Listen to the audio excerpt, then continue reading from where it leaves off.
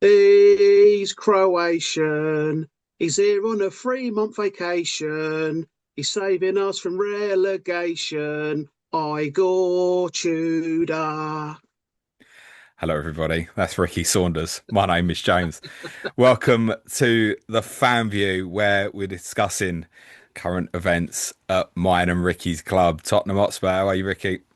I am good. All right. Yeah.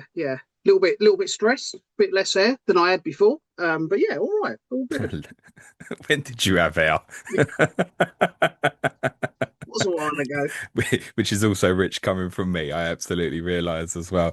Right, lots going on at Tottenham at the moment. Obviously, this is my first opportunity to speak since obviously the interim appointment of Igor Tudor as well. Is it Igor or Igor?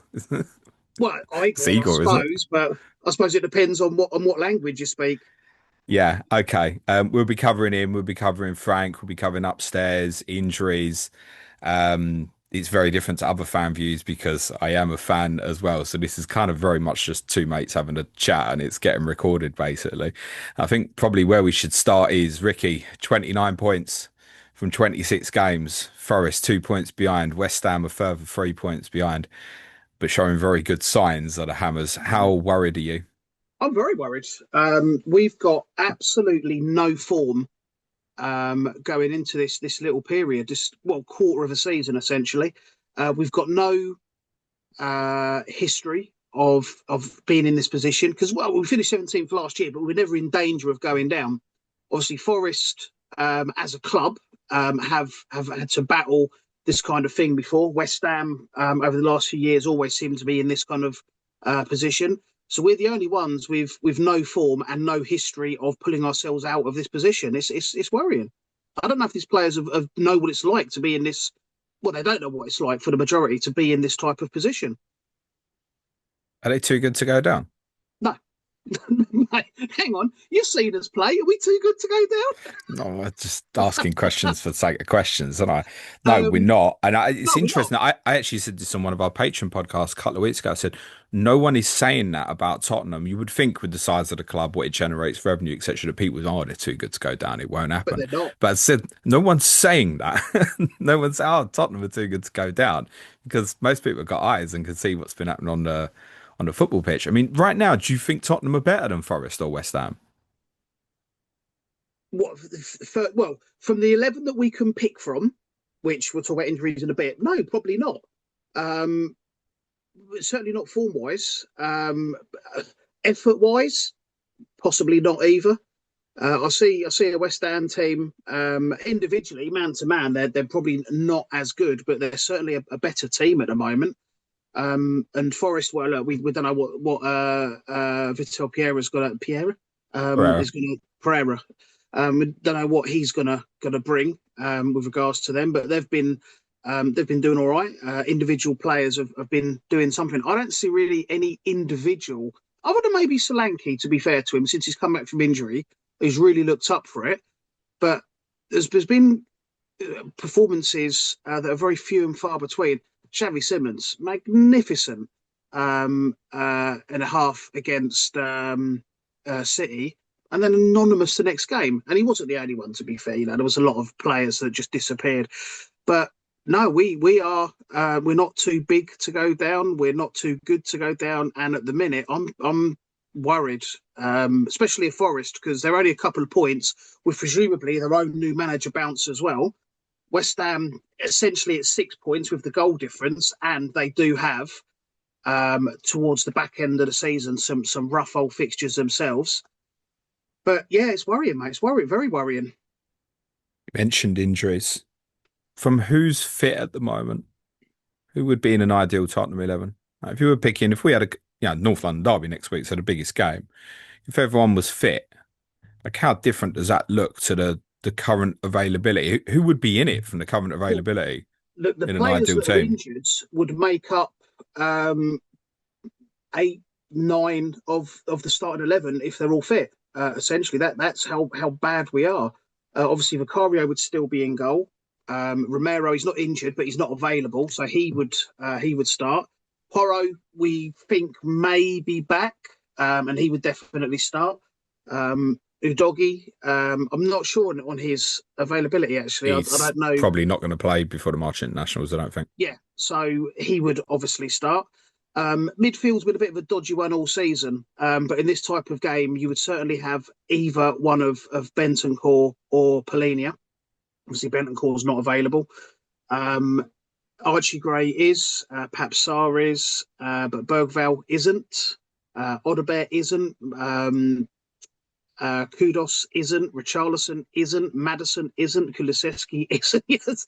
And most of them would be playing. The only ones for definite that would be in that side are Solanke, Vicario, and Van der Ven. The rest you could easily switch out for people that are sidelined. Yeah, agree with that. I don't think you mentioned Ben Davis. I don't think you mentioned Kevin Danso. I don't think you Sorry, mentioned Ben. Wilson Odebear. I agree with you, by the way, but I think those that you went through pretty much all the injuries in one hit. I think those are probably the ones that you missed off. Yeah, there's no doubt that bar a goalkeeper, Tottenham could put together a team of injured players that would look better than what's available at the moment. I don't think that's in question. Obviously, look, we haven't seen Dejan Kulusevski or James Maddison all season. Although I have finally seen a video of Dejan Kulusevski working out at the training ground and putting a bit of pressure on his knee. Was it time stamped? I know, I believe it was from this week, actually, Ricky. Last season's training kit, or So maybe see Decky for Christmas, maybe. And James Madison's been working hard. Look, they both had really bad injuries. We think the Kevin Danso injury is worse than what's been reported. The only ones likely to see back in the near future, as said, when Porro picked up his problem, it was kind of labelled that he'd be back around about the North London derby. No idea if he will be or not. Richarlison is probably a little bit behind that. Romero obviously is suspended till game week 30. Otherwise, don't expect to see any of the other injured contingent till sort of maybe Kudos Udogi Danso next, probably in April. That's the current understanding. So there's nothing you can do about it, really. There's not much that's going to change. We'll talk about Igor Tudor and tactics and what we're expecting from him. But yeah, that don't help, does it? It's because Tottenham are kind of working in games at the moment where you're looking at the game starting. Well, there's three subs here, or there's two subs here, right? Well, I mean, this is the problem with naming benches that are essentially full of children. Other than Kinski in goal, and there's generally Mawani's on the bench, or it was Odebear until his injury, and other than that, it's kids, it's people plucked from the academy. And Frank, other than Juno, Frank didn't bring anyone else on really. And I don't know if he doesn't trust them or if he felt he didn't need to change anything. But the players are knackered. We're not changing anything in the team because of their kids or whatever.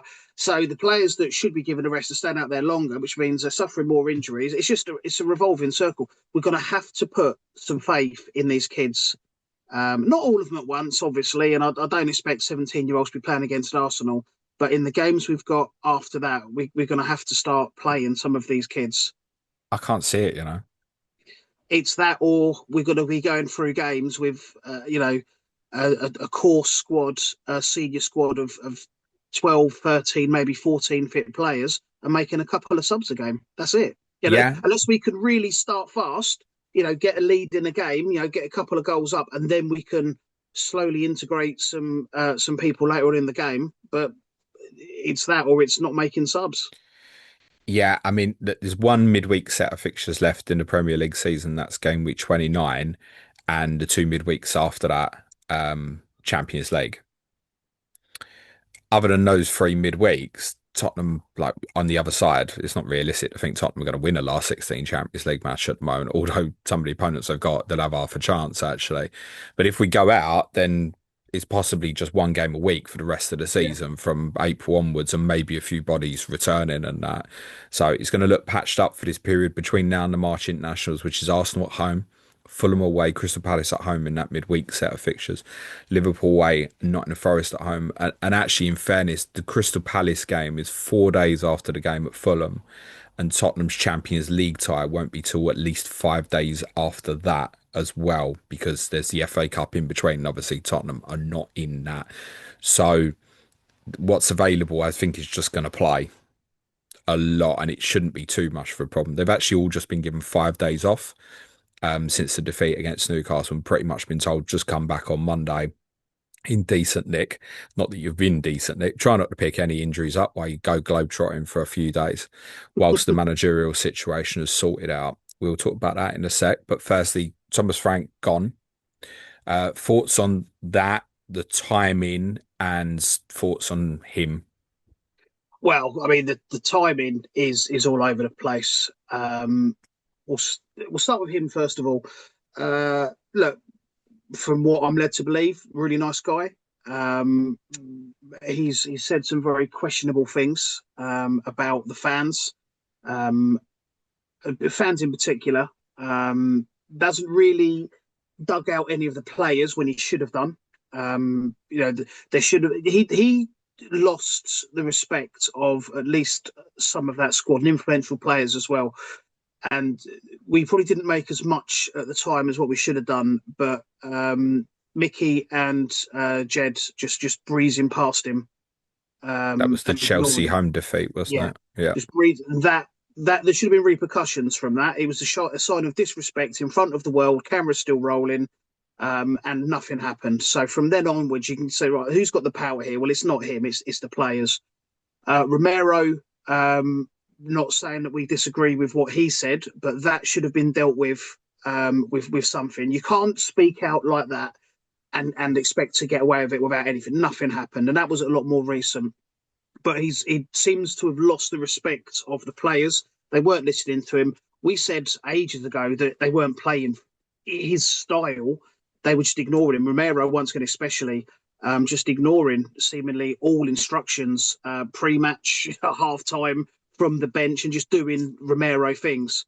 So how much of that dressing room was behind him? Probably not a lot. So once you've lost the players, there's no way back really. You're never gonna get them back. Stupid things. Obviously the Arsenal Cup incident. I don't. If he picked it up knowingly, that's incredibly poor choice, and I don't want him Can't picking have my it. team. I just Well, can't believe that he could the have. other option, James, is that somebody from within our club gave that to him, and that's just an act of pure sabotage, Yeah, knowing no, exactly what would happen. that's what I think happened. Yeah. Yeah. So once again, no respect from a player, from a member of the coaching team, whoever it was that gave him that cup. They're trying to sabotage him, and that should have been enough. We know stories have come out, and we suspected anyway that Vinay wanted to give him all the time in the world, and even over the sacking, he was essentially told that you need to get rid of him. The Lewis family said he's got to go, and even then, him and Lange weren't too happy about it. We'll come into them two clowns in a bit, I'm sure. But yeah, he'd lost the dressing room, lost the confidence of the fans a hell of a long time ago. So long ago, his tactics were strange at times. The way that the team was so lethargic to start a game only came to life after we went 1-0 down or at half time. It's none of it was remotely acceptable, remotely compatible with what we're trying to do. We were meant to be competing on all four fronts. That was the brief that he was brought in on. Presumably, he agreed to that, and we've rolled over and let ourselves be tickled on the belly so many times this year by so many teams we should have been beating. The only comfort, remarkably, has been the Champions League, and yet we've had some very poor opposition. It has to be said. But we've gone to these some of these places, and it's not easy to go to some of these grounds, and we've won there. I wish those teams were in the Champions League, were in the Premier League, mate. Wouldn't be worrying about Right, relegation. we're Premier League champions. But yeah, look, he should have gone a long time ago. Back end of last year, possibly even as early as October, he should have been going. And there must have been talk about that, because when we talk about Tudor, we'll no doubt discuss that Igor Tudor was a recommendation from Paratici back in October. So, there was discussions. If this isn't working, where do we go? And Prodigy gave that name 4 months ago. So this has not been, it hasn't just snuck up on them. They've seen this coming for a long time and done nothing about it. And even when the system, um, even when the time is critical with our form and the form of everybody else, they're still very uneager to do anything about it. Got to be forced into it. I'm not going to jump in with anything further on Frank because I think most of you will have heard my piece previously. Is he Tottenham's worst ever manager? Statistically, yes, he actually is statistically our worst ever manager. In reality, is he? No. Is he worse than Christian Gross? Probably not. Yeah, but Christian Um, Gross, at least with like he's learnt lessons. Apparently, he could come in an Uber now, couldn't he? Rather than just with his train ticket with from his his train dreams. ticket, Yeah, yeah. get an Uber. But yeah, statistically, worst ever manager, and as well. I mean, come on, we've got to remember the backdrop of this, James. UEFA Cup winners, right? Able to attract, in theory, great quality players. Look, we'll talk about the Lewis family as well, probably, but I can't put too much of this on them because they have been backing. They've made money available. It's been spent incredibly poorly, but I don't. They're not dictating where the money gets spent. They're just providing the money, and they've given the money over. It's been given to Lange and Vinay, and they've just well, yeah. I'm not gonna swear on this pod because I don't want to do what I did last time. I, But I I said as early as October on one of our Tottenham pods, it may have even been September. That was I'd began to become of the thinking that Thomas Frank had been appointed, knowing that he'd only be there for a year. what you think our sidings have been reflected in that? Possibly we haven't, but then Maybe but it's not like like we how haven't much spent. has he had in terms of the say on signings? With that, Well, we're not sure. whether he's had the say is debatable. What isn't debatable is the amount of money we've spent on some mediocre players.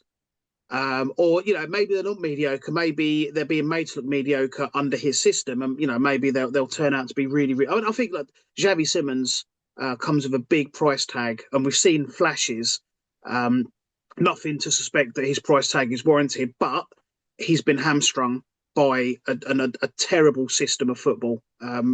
Truly awful, especially what we've seen recently, where we're just hoofing it up. It's like Wimbledon, mate. Everyone's in the crowd. We're getting bloody creek necks just for watching the ball in the Don't sky. don't get me started on distancing between players and centre backs looking up and realizing their closest player is the centre forward because the midfield's told to get out of the way and stuff. And yeah, I don't want to spend too much time on that. I think yeah, I think if Tottenham stay up, then Frank's period will largely just be forgotten. I think if Tottenham go down, he probably will genuinely be If, remembered as if the Tottenham worst ever goes manager in down, Tottenham's history. Yeah, yeah, let's make it right. He is responsible for this.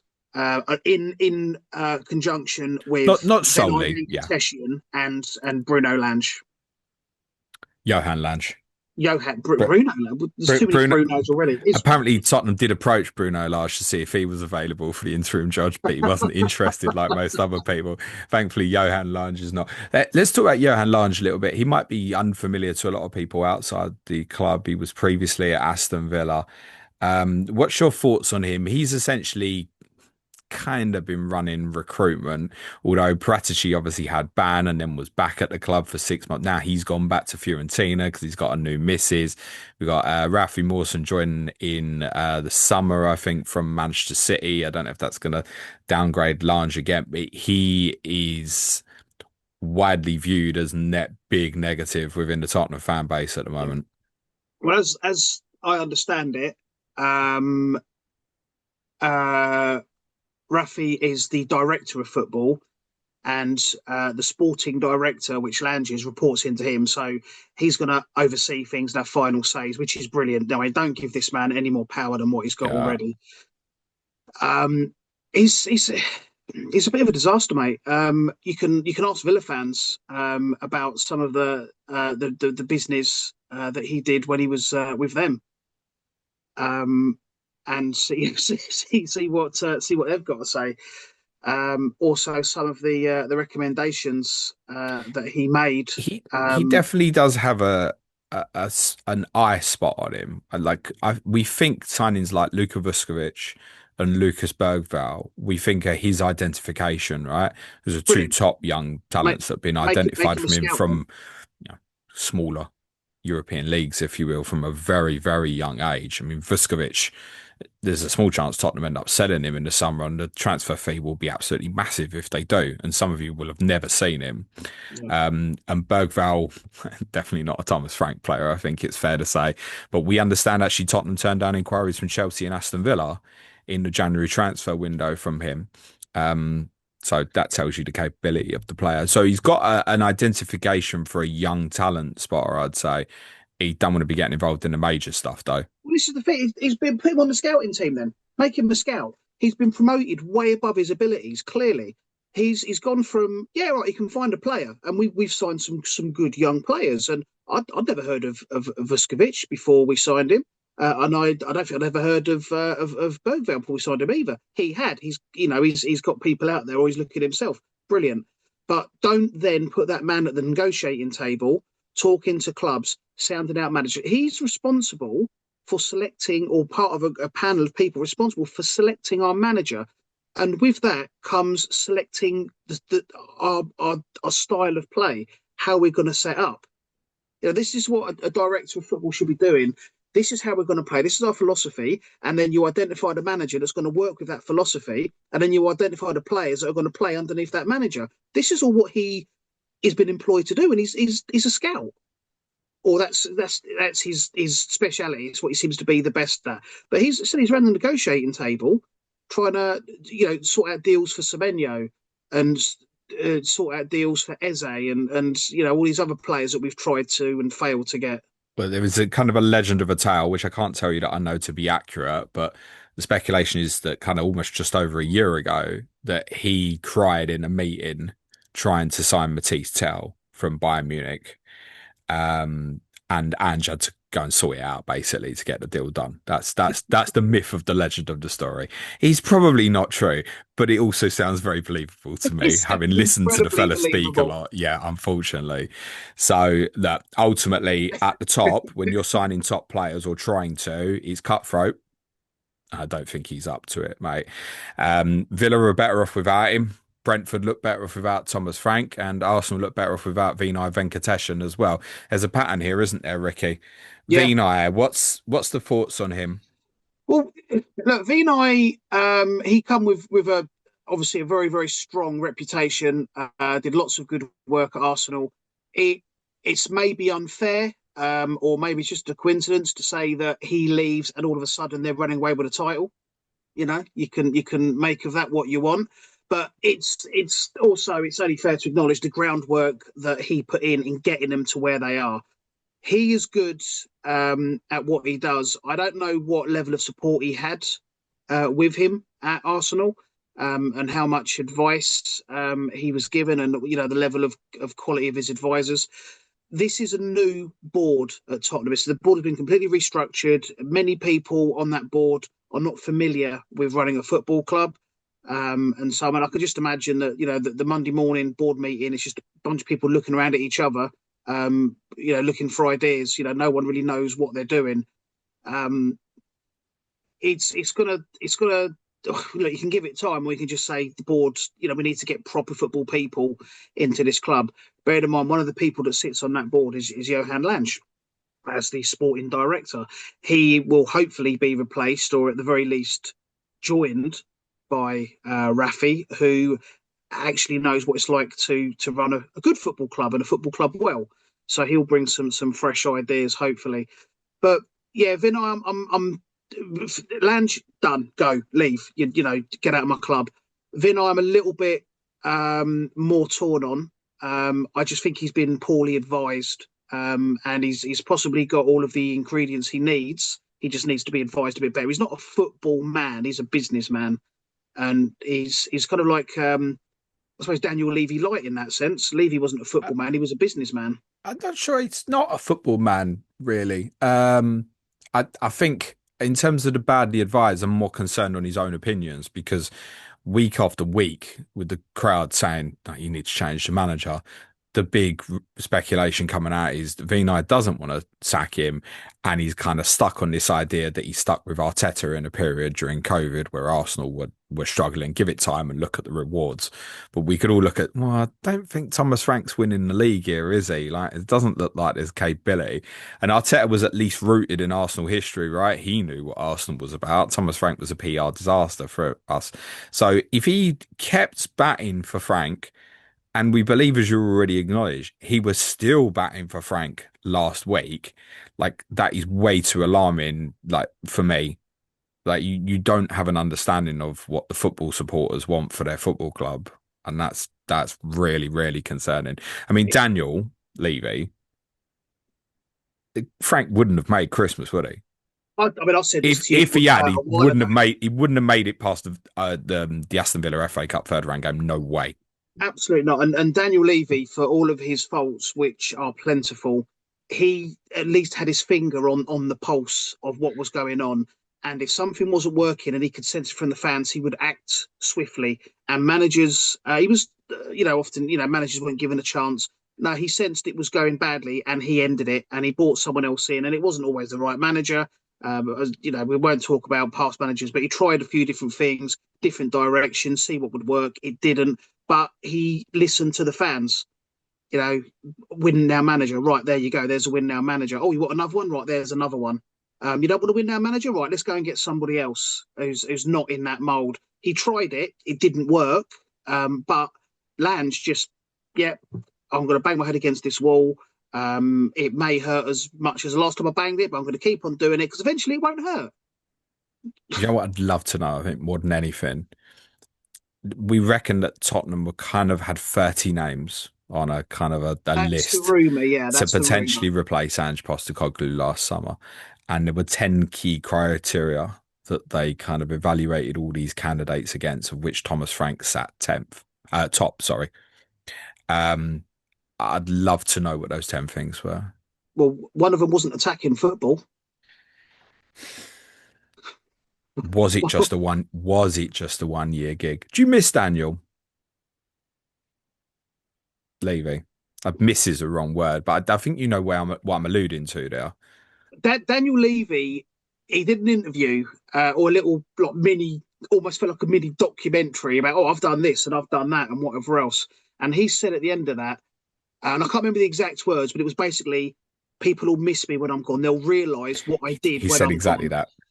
And yeah, as we said, Thomas Frank we wouldn't be in this position under Daniel Levy. All right, it wouldn't have happened. I don't think. Look, Daniel Levy always had the best interests of our club in his heart. He was a fan. He may not have got it right. None of us get decisions at work or in personal lives right all the time, and he didn't get it right. But he always did what he felt was right for the club. And I don't know that these people here at the minute are doing the same thing. And so, from that sense, yes, I do miss Daniel Levy. In that sense, I think there's better than him out there for us. But right now, he is better than, or he was better than what we've got now. Absolutely. I And just that's going to felt anger a lot of Tottenham fans that were trying to get Levy out for no, a long time. But I know, but yeah, maybe managers weren't always the problem. Maybe Daniel Levy wasn't the sole problem, right? I mean, the problems don't look better with Daniel Levy gone. Let's be no, real. they don't. No, we've never I been in this do position under think Levy. it's difficult that since Levy's gone, there's been one transfer window, which is January transfer window.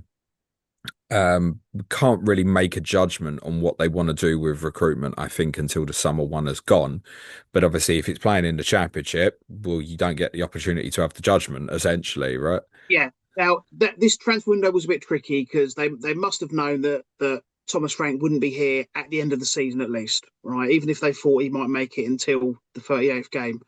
What they did know, which is unforgivable, is that all the injured players are in a massive group over there, and there's about 4 fit players there, and it's all right. We won't sign anybody, or we'll sign one midfielder, and we'll get some Brazilian left back who's only kicked a bag of wind about 30 times. I think they got obsessed. Sounds ridiculous where we are in the league table.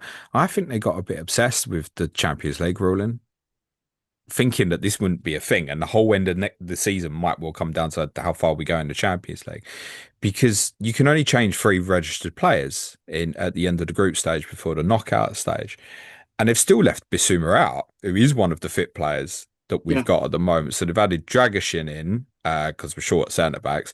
They've added Gallagher in, and Matisse Tell has been added back to the Champions League squad. So those 3, they still couldn't fit Basuma in. And I think that became part of the judgment, Well, if we go and get 2 players in on loan, we're going to have to leave these guys who are already at the club out of the squad. Basuma essentially was basically part of a bomb squad until they realised, well, we haven't actually got anyone to play the 6th position anymore. So you're going to have to get in and around it between him, you and Paulinia, basically. They still left him out. So I mean, could that be a thing that that held them back? James, there's various things you can do. All right. Even if we went out and got a couple of loan signings. But what I'm saying is they couldn't have put him in the Champions League squad unless they still left out Right. Tel Dragishin and stuff. Love being in the Champions League. All right. This is not the same as last year where we were prioritising Europe. Right. We looked at the list of teams in that UEFA Cup. Fuck me, we can win this. We've actually got a chance. Look at who's in the Champions League. We'll be lucky to get past the next game. The focus has got to be on the league. It cannot be on the Champions League because we ain't going to win that. Would you just sack it off? I wouldn't sack it off, but let's not put our eggs in that basket. No, it can't be. If we I make agree. it past the next round, brilliant. Let's see who we get and what state we're in. The focus has got to be on the league. We've got 12 games left to try and avoid absolute disaster for this football club. Well, no, it won't be disaster because we're probably one of the better placed clubs that can go down, not really affect us financially in the terms of we're going to have to sell off loads of players and whatever else.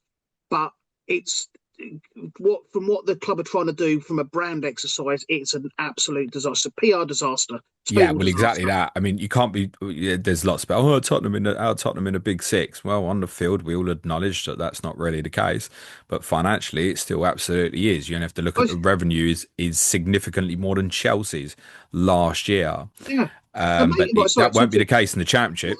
You can't claim you're part of a big 6 in the Championship, mate. There you go. A mate of mine, he put in it was actually in our fantasy WhatsApp group, and he just joked, "Oh, will Tottenham be able to sell out the ground in the Championship? We could have sold the ground out in the Premier League. People don't want to go because this is so poor." Well, that's it. I mean, revenue will take such a hit. It has to.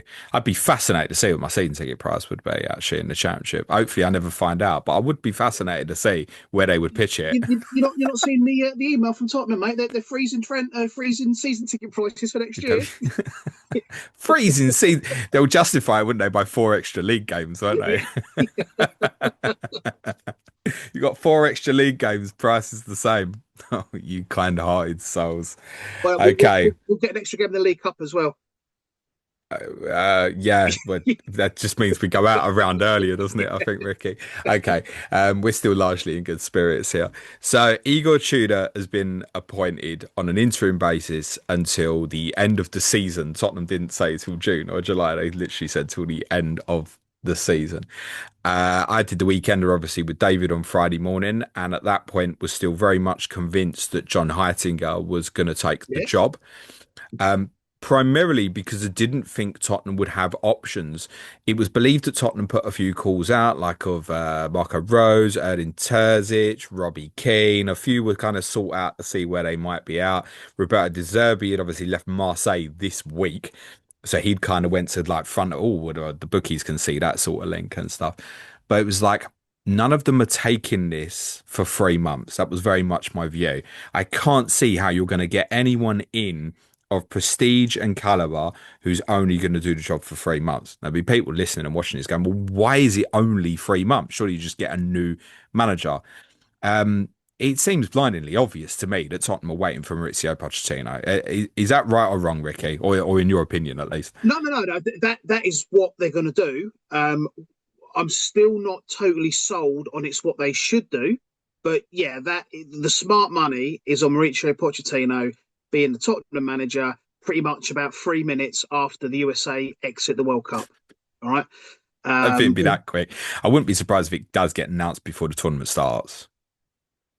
Because think about this logically from Tottenham's perspective. Let's say Tottenham stay up and it ends the season fine. Let's say USA gets say the quarterfinals of the World Cup. Right, that's like weekend of like July 11th, July 12th. Can you imagine if Tottenham haven't appointed a new manager by that point? Just remind me when season ticket renewals are. Oh, that's probably when the announcement will be, will it? You've got 4 extra games. Do you think you would take the job in the Championship if Tottenham Oh went down? yeah, yeah. I think we could be relegated to the National League, mate, and he'd take the job. He wants the job. Absolutely. I I, don't think there's any I, circumstance in I, which I he wouldn't absolutely take agree it. with that, by the way. I do think if Tottenham get relegated, I do still think Mauricio Pochettino will take the job. I don't know if that's blind delusion, but I also think he's, as you might have heard on the podcast, he was on Jake Humphrey's podcast, isn't it? Elite something or other. I forget what it's called. Anyway, he was on that the other week, and you can see his desire to get back to the Premier League. Yeah, He isn't getting any of the other top jobs in the Premier League. Let's be real about this. The only one he'd get hold of is the Tottenham one. And if he's got ambitions in his heart and his mind, whether rightly or wrongly, that he's going to get back towards the summit of things in the Premier League, any way he's doing it is coming back to Tottenham. And he'd look, that's the I thing. think he'd still look at it and think, well, I should get this team back promoted straight away, shouldn't Oh I? God, And yeah. then the resources of the football club are there that you'd hope, okay, stay up, progress. And it also gives him time to get all the shit out the club. Yeah. And that's what he had to do the first time was get the bad eggs out. And there are a lot of bad eggs there, aren't there, Ricky? I mean, Well, this is part of, and it's fine. Yeah, look, Frank's got a large part in this. We talked about the board. Some of these players, mate, some of these players need to be shipped out. There's a lot of bad eggs at that club, and they're high profile bad eggs as well. I, I don't want to go through like a list of the whole squad and stuff, but if I said to you now, we stay up and every player was up for sale, Yeah, who would you be heartbroken about left? heartbroken. I wouldn't be heartbroken about any of them. All I right, would be let's say gutted. disappointed Let's say if gutted. the youth, the likes of Bergvale, Papsar, he's probably not good enough, but I really like Papsar. Really like him as a player. Odebear, I really like him. Not good enough, but just a player I He's like. also not going to be fit till Not going to 2027, be fit. unfortunately, now. Mickey, I feel is a problem, but I really like him. Um, After that, Slanky. I like Dom. Um, Struggling after that. Anybody else, really, pretty much, I wouldn't be that upset. Um, if Poch is the manager, I want to see what he can do with Conor Gallagher. Because they had a great little partnership, and I don't think he's a problem. He's only been at the club 5 minutes. But other than that, yeah, I'm not really Has he too played bothered. 5 minutes? Sorry, I'm getting a little dig in now. Yeah. He's beginning to Um, piss me off. Kulusevski, I don't want to lose. I really like him. Madison, hit or miss. Not too fussed if he stays or goes. Right, I could have done that a lot quicker than you, Ricky, and I could have said Go no on. one. Well, no, this is the thing. These are players that I like personally. No, Um, like we all love Mickey van der Ven, but I'm not an yeah, idiot in the sense that like it's not realistic. Even if Tottenham stay up to it, oh well, we'll be back finishing top four next year. Right, yeah, that fella is and one of the elite potential left-footed centre backs in world football. If he's on the market, the top Champions League clubs are looking at him, right? yes. So I'm not an idiot. He's like he's going to go, isn't he? So you accept that. Romero, I want moved on in the summer, Got whatever at happens the here. very, very least, get that armband off of him. At the absolute least. And again, I love him as a player, but that Tottenham will continue to be like this weird kind of it's like two-faced in Batman with Christian Romero on it. What does it always say about him? Right. Liability with him, incapable without Yeah, him. That's literally what it. And by the way, it only took 10 minutes of watching Dragition again last weekend. I think actually I do yeah. need Christian Romero back I quite did say that. quickly. Like that's part of the problem. I get that, but yeah, bin it off. Like I really like Dom up front, by the way, but I wouldn't be if he went and someone else come in. All right, is what it is. No, I think this is a real problem. I did this in a podcast on Tottenham back in December, and I called it who's my hero? As in, there aren't heroes in the football team. There isn't. The closest one is Mickey van der Ven. He's a centre Yeah, back. Where's the Kanes, the Sons, the Ginolas, the Bales, etc. Bale, There's Van der no Vaart. elite individual that the crowd identify and love and trust that will give like an attacking threat within the team. So, I mean, that's like a must over the summer is to fix that sort of thing if the club stays up. So you think Pochettino will be back in the summer? That's what I think. I wouldn't be surprised if it's done. It's the only. It feels to me like the only logical reason why you don't just go, right, shit. Why else would you be in this shit and not go, oh my god, let's get the best possible manager in world football we can get?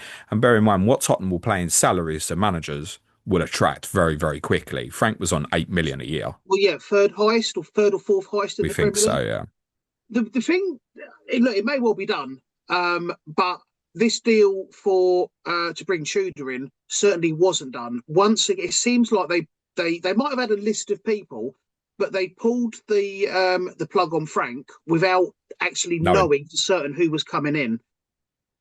What are they frigging doing? They Yeah. Yeah, what should have been happening here is that calls should have been getting made a month ago or a let the couple of cat in. weeks ago. Let the cat in. Yeah, as Ricky said, they've let it get to this point where they've sacked a manager and they don't know what they're doing next, basically. So, yeah, as I already said, they were making calls after the game against Newcastle on Tuesday and into Wednesday. Obviously, Wednesday, they've had to make an announcement. I think for the benefit, truthfully, and first and foremost, of the players to say, piss off for 5 days. Someone else is going to be here on Monday. And also, fans had to know. They had to know. See, after, what was the game? The West Ham game. So it's just waiting for where's my announcement Yeah, kind of gig after that. Like, and oh, it's not coming, it's not coming. So I do acknowledge the club once they decided he had to go, kind of had to put a statement out very, very quickly. Who knows? Media got hold of it as well. Maybe they were forced into it by Ornstein and the like going, look, he's gone. Maybe you have to officially announce it. But yeah, you're absolutely spot on. And it's amateur hour to not know. And that's where concerns when you look a bit deeper. Finai at the day, speaks nice, he's a good PR guy. He also only shows up in front of a camera in a happy moment. Otherwise, if it's in a negative moment, I can expect to read a few paragraphs in a program. No, put yourself in front of the camera at all times, please. So if that's what you're going to do, you don't want to do it when it's a negative. So yeah, they had no plan. no, And they what they've did. ended up doing as plan is what you said. They've gone, well, Paratici kept telling us for 3 months this would be the guy if we had a problem on a short term. They've gone and got him. Just give him a call. Just something else about Vinay that I don't think we've ever actually talked about, but it set me off on the wrong foot from him straight away. Back end of last year, when he came in about April, I think it was, and he sat there next to Daniel Levy, giving it the big and next to him. Oh, Daniel's great. Daniel's this. He knew what his brief was. He knew that he was going to be forcing that man out of the club, and he I sat think there so. and he looked at him, and I don't like that snaky. Look, people have got their own opinions on Levy. Should he have been there? Whatever else, but he looked into his eyes, talked all this big game, knowing that he was going to be pulling the trigger in a matter of weeks. I don't like that kind of business. We can't know that. I agree with you, by the way, That's what but we happened can't on know the that. front of it. What happened behind the scenes, I don't know. But when they were doing those videos, Daniel Levy didn't know he wasn't going to be there. I don't know, man. There was so much. I did a piece in July where there was loads of speculation that Daniel Levy was gone, but Daniel Levy apparently had no clue. I don't suppose Daniel Levy's on X, No, reading what ICKs are saying and stuff. But he's not really talking about it too much in a minute, is he? But look, it is what it is. We'll probably never know the truth, man, unless Daniel brings a book out, which I wouldn't be surprised at some that would be an interesting read. What really did you say to Ange Postecoglou before the point. Europa League final? Okay, Igor Tudor he's doing the Yeah, gig, right? Tottenham yeah. fans have got to get behind him. That's my message to the Tottenham fans listening. Whatever situation we're in, you got to get behind this fella, whether you like it or not. Do you like it though, Ricky? I, I don't like it or dislike it. I know very little about him. One thing I will ask all Tottenham fans, well, anybody, just go and do, is just get two pictures, one of Tudor and one of Stellini, Oh and no, I it's knew he was going to do that. it's like the before and after of a divorce. Honestly, this is what I look like when I married my wife. This is what I look like when she took my house. It's scary. It really is scary. Nico, you've Okay, just so got the short from Ricky there, mate. You're welcome, Nico. Um, Oh, yeah, he's on look, holiday. He's not. I ain't doing it. I can't bother. he can put his intro when he comes back. Yeah, Um, sure. I know very little about him other than what I've read up and listened to this weekend. So the obvious is he's got no Premier League experience. Okay, that's a given. Um, he speaks good English though, which is obviously going to be a benefit. Um, he's also got an association with quite a few players. For those that don't know, so obviously he had They're Kolo all Muani. injured. Well, they apart from Muani, they're all injured. So he's had Bentancur, he's had Kulusevski, And Dragic. had Gragasim, Yeah. and Kolo Muani. That might be quite crucial because he seemed to have got the best out of Kolo Muani. He scored quite a few goals in a relatively short period of time. It's five in the 11 Serie A games Yeah, for Juventus. Calamwani has not scored 5 goals for Tottenham. He scored 3, and they're all against former employees, weirdly. yeah, it's strange that one. Yeah. But look, if he could score under a former employee, I'll take that. So he's seen more as a firefighter at the moment. I was listening to James Holland on not James James Holland, sorry, Horncastle. James James Horncastle. Horncastle. James Horncastle on Danny Kelly's pods, View from the Lane. View from the Yeah. Lane. He was a guest on there, and then you sent me an article this morning from James Horncastle, and it was something like he's of the 11 or 12 jobs he's had, 5 of them have been at the start of the season. So he has very much been treated as someone that goes in as a firefighter, sorts out clubs, kind of turns them around. Um, did a very good job at Udine, saving them from relegation. A similar job at Verona, where he went in when they were quite bang in trouble and actually took them to their highest league fit or their joint highest league finish of their entire history, or certainly for about 75 years, something like that. Went into Juve when they were having a little bit of a tricky period and got them back into the Champions League. And he went there initially as well and was assistant to Pirlo when Pirlo wasn't had no kind of experience whatsoever, and was there and kind of guided him and helped him along. Um, he's done good jobs where he's had to go in a quick time, quick turnaround, and hit the ground running. He seems to get players wanting to play for him very, very quickly. Good attacking style of football, front foot, likes to get forwards. Kind of Verona and Udine played kind of like a 3-4-1-2 formation, or 3-4-2-1. We've just about got 3 fit centre backs. If you're going to draft Paulinia back there, Who's stolen one of my or questions. He wants to or play a Archie back Gray, three. We've got 2 fit centre backs. What's he going to do? yeah, well, Archie Gray or Paulinia. Depends whether he's Paulinia in midfield or not, Yeah. which will be quite interesting. He has played, not that it's going to help us at all, but he has played at times with 2 number 10s. Well, I don't think we've got 1 number 10, never mind 2. Well, I've So got that would one, be, Javi Simmons. yeah, when he's played there properly. So yeah, look, I don't know a lot about him. When he was at Marseille, he described his style as courageous and intensive.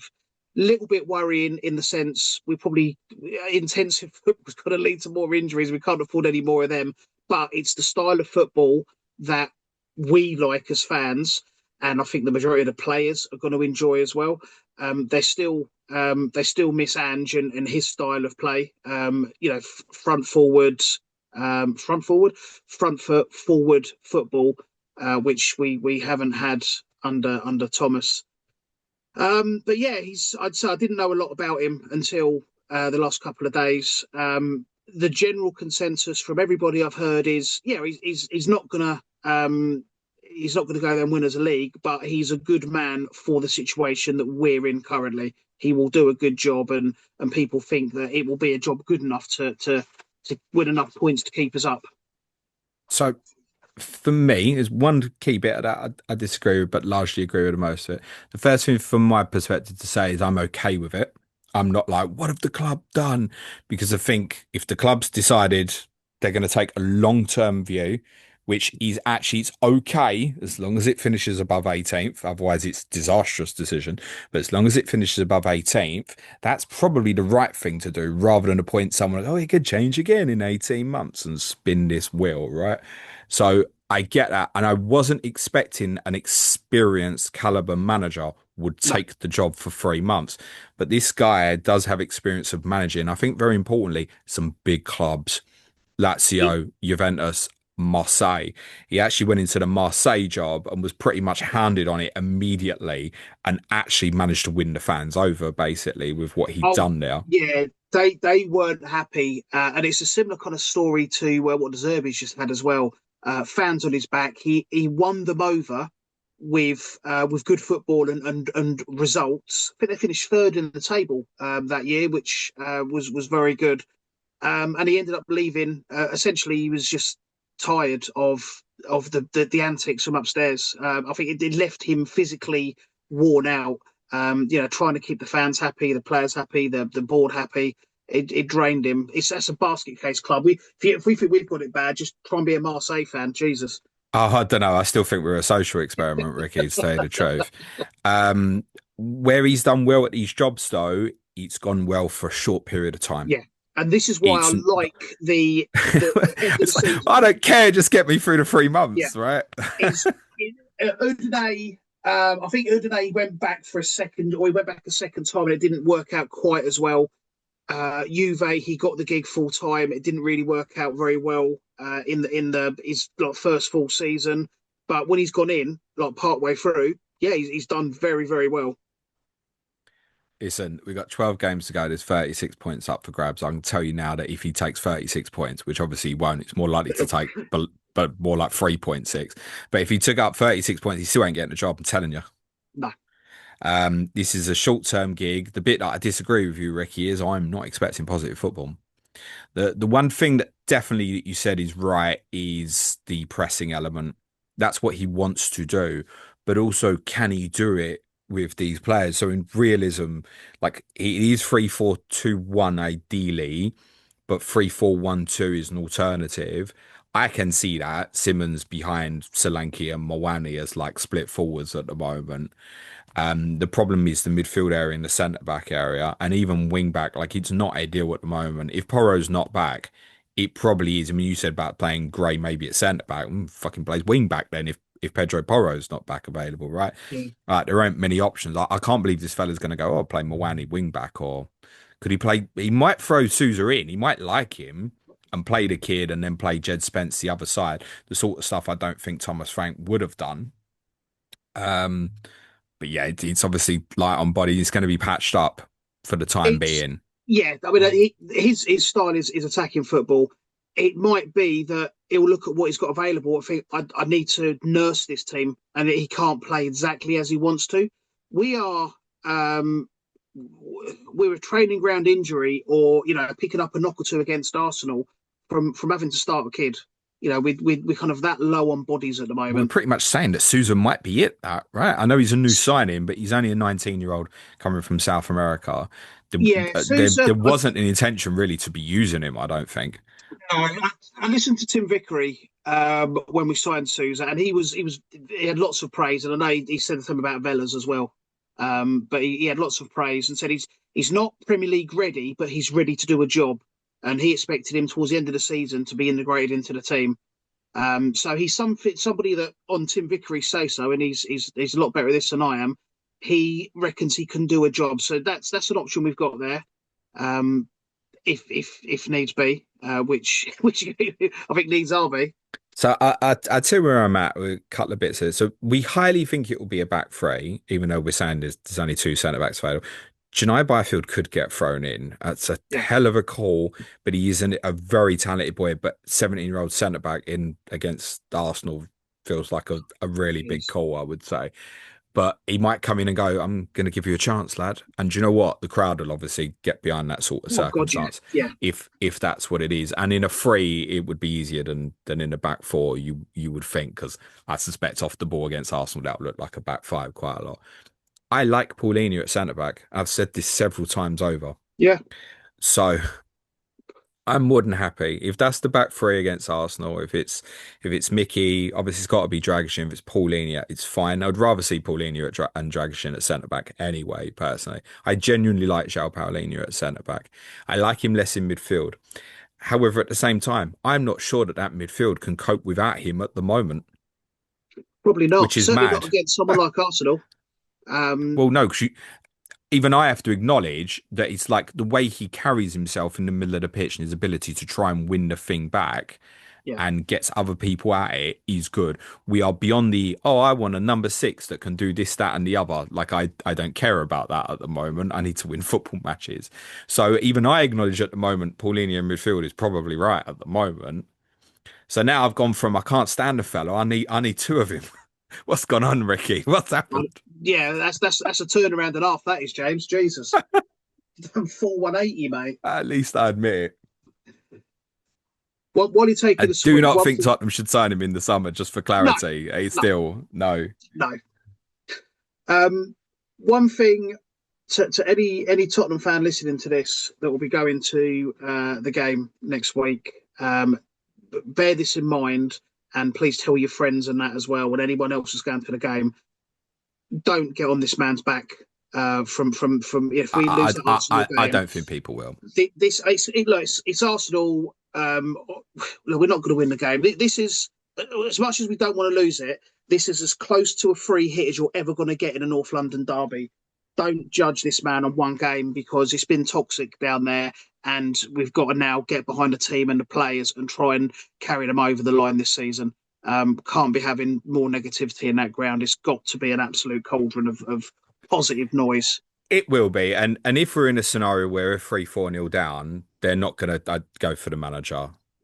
Well, he's not the manager; he's a caretaker, isn't he? Yeah, This interim bollocks, he's a caretaker manager, basically, right? They're going to go for the people at the top, and I think that's what would happen moving forward, unless the fella says, stupid stuff himself, like, oh, if people don't like me, then they're not real loyal football supporters, and no one would say it to my face, and all these sort of things that yeah, or previous. bang on As long about as he doesn't Arsenal say in the dressing stuff, room.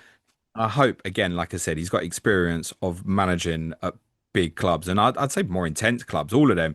Juventus, Lazio, Marseille, you're doing shit there. You can expect people at the training ground asking you what you're doing and Yeah, stuff. absolutely. That's not gonna happen at Tottenham. I wish it had done prior to us playing Dortmund. I did try, but no one else wanted to do it. So I hope that he's not going to do anything from a PR perspective. As long as he doesn't say anything from a PR perspective, it's going to put him in trouble. The fans know what he is. It's a short-term gig, holding the job for somebody else.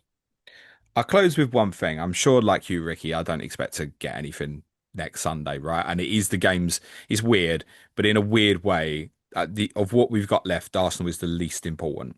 It is in our hearts and our minds, but if you said to me now, beat Arsenal or beat Nottingham Forest in game week 31, I'm gonna tell you honestly, I'd rather beat Nottingham Yeah, Forest in game week 31. Like it absolutely. actually is more important. So I don't expect anything next week, but Arteta won't like this. Does not like not knowing. No, this is he's very kind of very organised. He will have had this he will have had a strategy for this game in his mind from quite some time ago.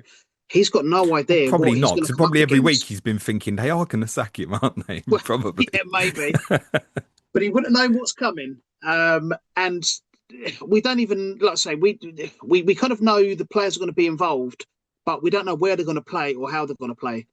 Is Archie Gray? Is he going to play wing back? Is he going to play centre back? Is he going to play as a six?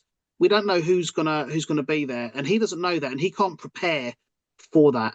And There's too many possibilities. Like you and I are saying now, we highly think it's going to be a back three, but it might not be. might not be. We don't There's know. too many possibilities in terms of personnel. I think to plan it all out. There's too Yeah. many variables, so he won't like that. He's going to have to be reactive. Do you know what it means? Arsenal might start the game a bit tentatively. I think just give time to like work it out. I think there's a small window there. Will they actually start a game and play Well, tempo? We'll see. you said it against Newcastle. What we needed to do was get at them immediately, and that's what we need to do against Arsenal. Get at them, give them something to think about. Try and nick a goal. Put ourselves in a position. I'm I've got no reason to think we won't do that. It's a different manager. I know about as well as Pep as Arteta does. So who knows? We're not talking about Frank football anymore, where we wanted something and knew we were going to get the opposite. We don't know. Ricky, thank you.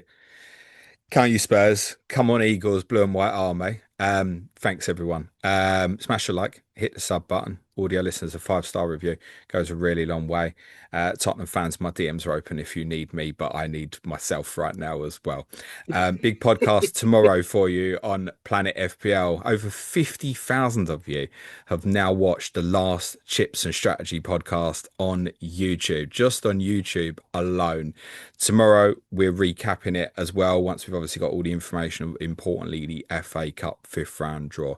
So that's tomorrow for you on Planet FPL. Plenty more still to come this week. Clash of Correspondence Wednesday, Aston Villa versus Leeds with Lee Jackson and Ed Salinger. Ask James on Thursday, and David will be back with me for the weekend on Friday. Plenty more on Patreon. If you'd like to support the show, it's www.patreon.com/Planet FPL.